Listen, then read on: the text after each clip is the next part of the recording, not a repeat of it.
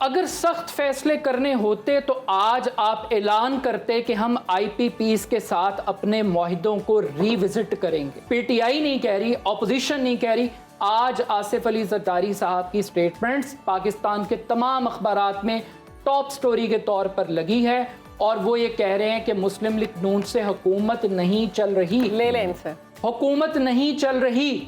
ये जरदारी साहब कह रहे हैं जो पाकिस्तान के प्रेसिडेंट हैं, हुकूमत के इत्तेहादी हैं, जिन्होंने बजट के ऊपर सौदेबाजी की है। वो कह रहे हैं कि आप IMF से क्यों बात नहीं कर रहे। ये फैसला पाकिस्तान का जो जुडिशल सिस्टम है वो अंडर ट्रायल है। ये पाकिस्तान की जुडिशरी का इम्तिहान है, पाकिस्तान के जमहूरियत और जमहूरी इदारों का एक इम्तिहान है। 92 करोड़ यूनिट्स ओवर बिलिंग की गई सिर्फ मार्च के महीने में पूरे पाकिस्तान में। 92 करोड़, जिसकी मालियत बनती है 34 अरब रुपया। हमारे साथ मौजूद हैं तज्जियाकार हैं अब्दुल रहमान, आपको वेलकम करते हैं। कैसे हैं आप? बहुत शुक्रिया, अल्हम्दुलिल्लाह। आप बताएं। अल्हम्दुलिल्लाह ठीक है। अच्छा, ये जो वज़ीर आज़म की जानिब से अभी कहा गया है, वफाकी काबीना को अल्टीमेटम दिया गया है कि ये सारे अपने काम जो है पूरे करें, इसकी ज़रूरत क्यों आन पड़ी? बिस्मिल्लाहिर्रहमानिर्रहीम। बहुत शुक्रिया। अंग्रेज़ी ज़ुबान का एक मुहावरा है, action speaks louder than words. अल्फाज की बजाय अमाल बड़े इंपॉर्टेंट होते हैं जी।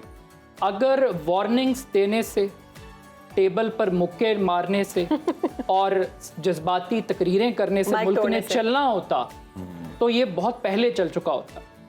जो लोग 35 साल इस मुल्क में अवाम की किस्मत नहीं बदल सके, उनसे अगर हम ये तवक्को रखें कि वो अचानक ऑल ऑफ सडन आकर चीज़ों को ठीक कर देंगे, एक ऐसी हुकूमत जो खौफ का शिकार है, जिसको ये पता है कि वक्त कम है, मुकाबला सख्त है जी, इसमें उनका वो खौफ छुपा हुआ है कि उनको ये यकीन है कि ये हुकूमत 5 साल पूरे नहीं कर पाएगी। एक ऐसी हुकूमत जो कि मखलूत हुकूमत है, जहां पर पीपल्स पार्टी की मिन्नतें और तरले किए जा रहे हैं कि आप खुदा के लिए काबीना का हिस्सा बन जाएं, ताकि आप ही हमारी इंश्योरेंस पॉलिसी हैं, वोट पूरे नहीं हैं।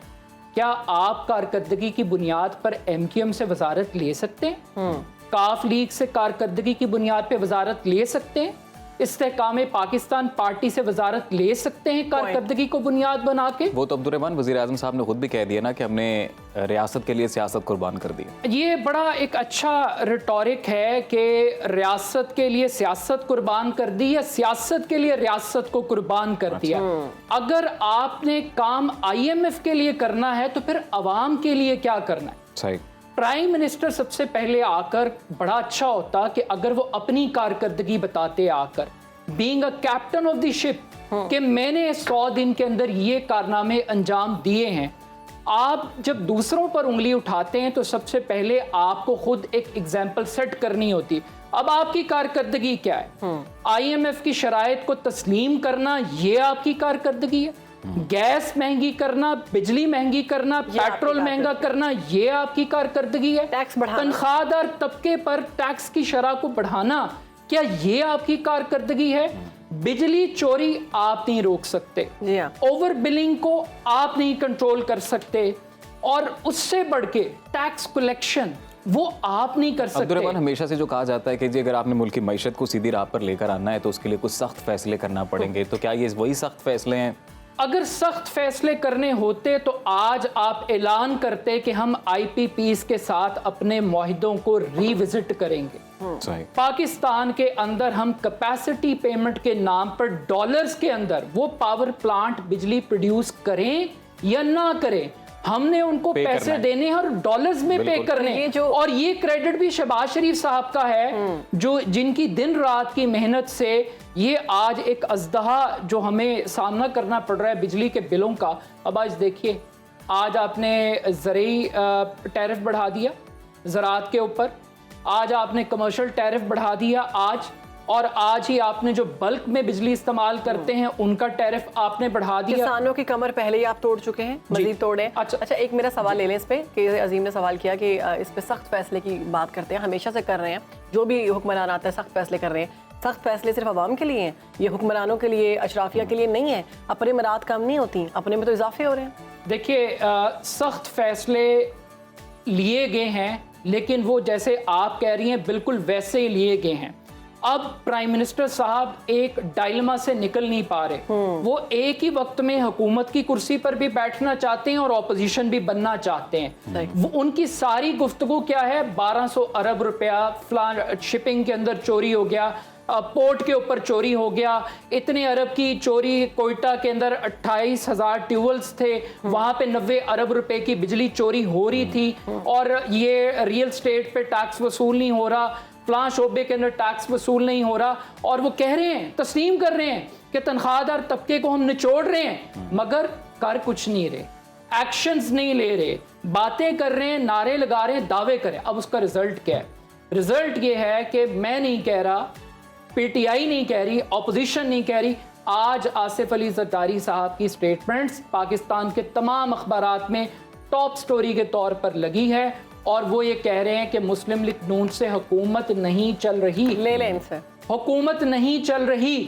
ये जरदारी साहब कह रहे हैं जो पाकिस्तान के प्रेसिडेंट हैं, हुकूमत के इत्तेहादी हैं, जिन्होंने बजट के ऊपर सौदेबाजी की है, वो कह रहे हैं कि आप आईएमएफ से क्यों बात नहीं कर रहे। लेकिन पीपल्स पार्टी ने जो मुआहदे किए वो भी तो पूरे नहीं हुए ना। उनकी जानिब से भी कह दिया गया कि चूंकि हम हुकूमत में नहीं आए, हुकूमत उस तरह से नहीं बनाई पीपल्स पार्टी ने, तो इसलिए वो मुआहदे भी नहीं। सियासत के अंदर मसला है कि सियासत के सीने में दिल नहीं होता। यहाँ पे जाती मफाद को कौमी मफाद और कौमी मफाद को जाती मफाद के ऊपर तरजीह दी जाती है और एक बार्गेनिंग की जाती है यहाँ पर। अब मसला क्या है?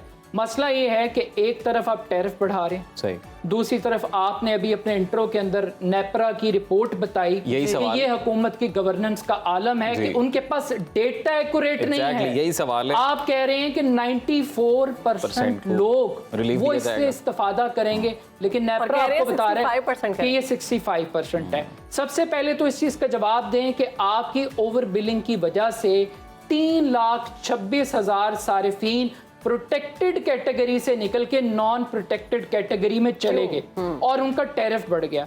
अब कौन जिम्मेदार है? किसके खिलाफ आपने कार्रवाई की? एक तरफ बिजली महंगी करते हैं, फिर ओवर बिलिंग करते हैं, उनको मजीद लूटते हैं, और लूटने के बाद फिर एहसान ये जताते हैं कि हमने आपको 50 अरब रुपए का पैकेज दे दिया।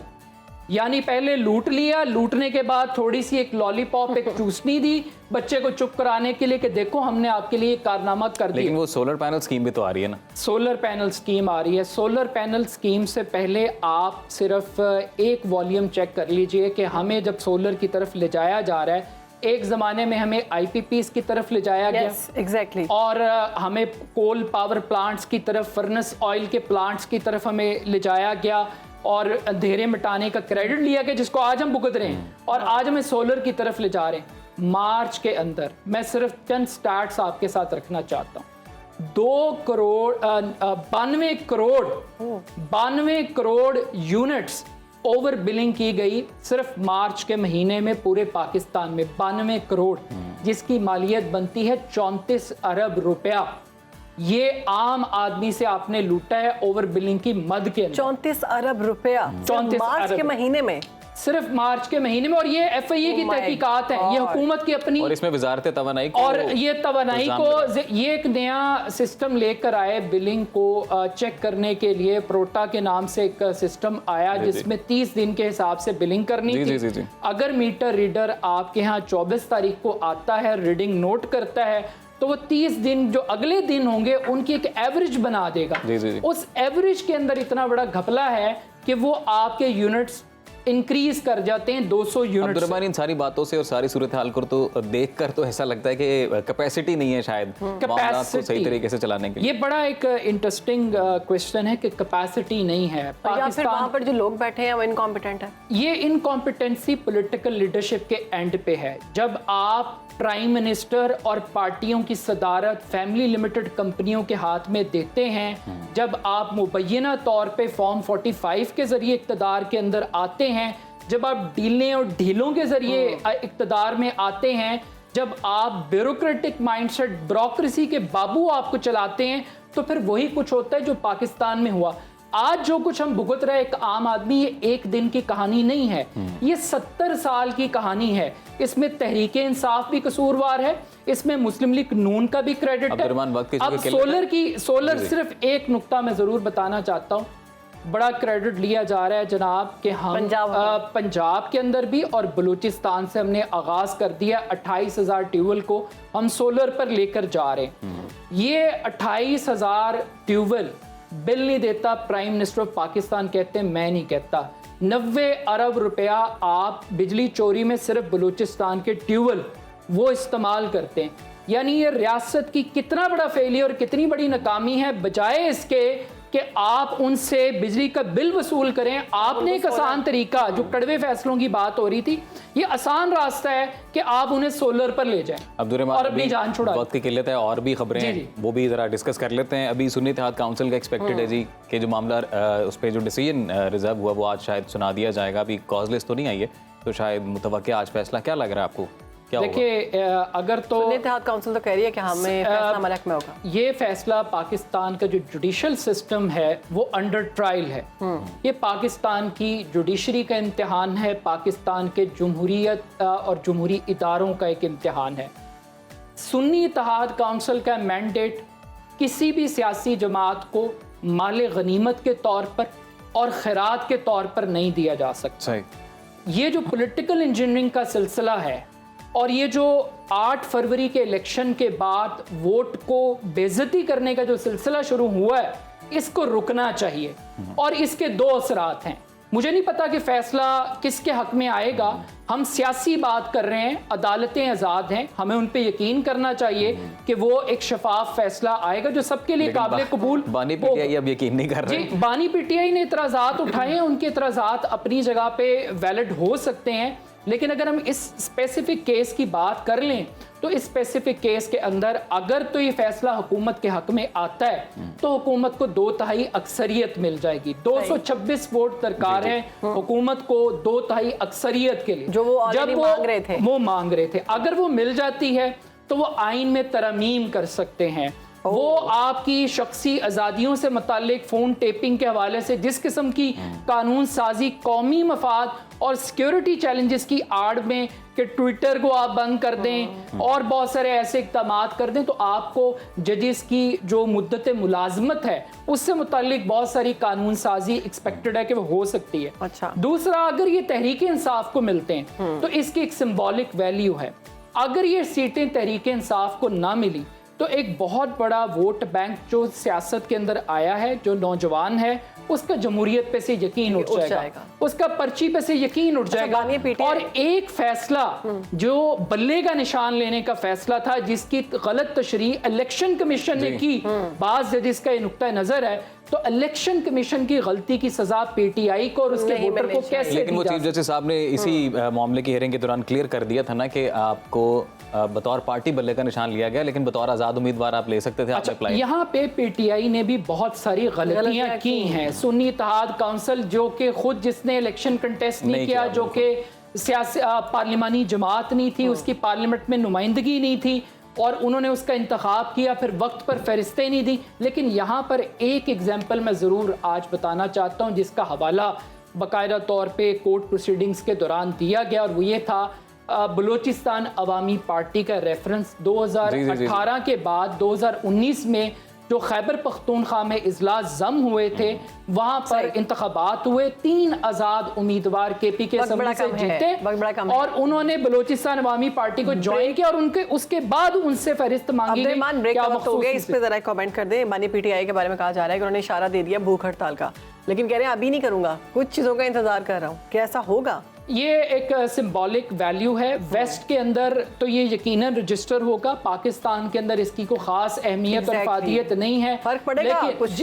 जी फर्क पड़ेगा। सिंबॉलिकली इंटरनेशनल कम्युनिटी देख रही है, यूएन देख रहा है इसको, वर्किंग ग्रुप्स देख रहे हैं, अमेरिकन कांग्रेस देख रही है, इंटरनेशनली इसका एक इम्पैक्ट ज़रूर होगा। लेकिन इसके साथ साथ जाते जाते एक आखिरी बात मैं ज़रूर कहना चाहता हूँ, फूड फॉर थॉट। हम मखसूस नशिस्तों की बात कर रहे हैं, 33% नुमाइंदगी ख़वातीन को है, लेकिन इस 33% के कोटे को सियासी रिश्वत के तौर पे इस्तेमाल किया जाता है। पॉलिटिकल फैमिलीज़ की ख़वातीन को और सियासी शराफिया को ख़वातीन के कोटे पर लाया जाता है। मेरा ख्याल है कि अब वक्त आ गया है कि डायरेक्ट इलेक्शन का रिवाज लाया जाए। 33% नुमाइंदगी ख़वातीन की अक़लियतों को मिलनी चाहिए, लेकिन इसके लिए डायरेक्ट वोटिंग होनी चाहिए, अवाम खुद वोट दें कि वो किस women को वोट देना चाहते हैं। वक्त का हमारा अमेरिका में जो अभी मामला चल रहा है वो रह गया, वो फिर हम नेक्स्ट एपिसोड के लिए रख लेते हैं, उस पर डिस्कस करें। पाकिस्तान के मामला ही हल नहीं हो पा रहे।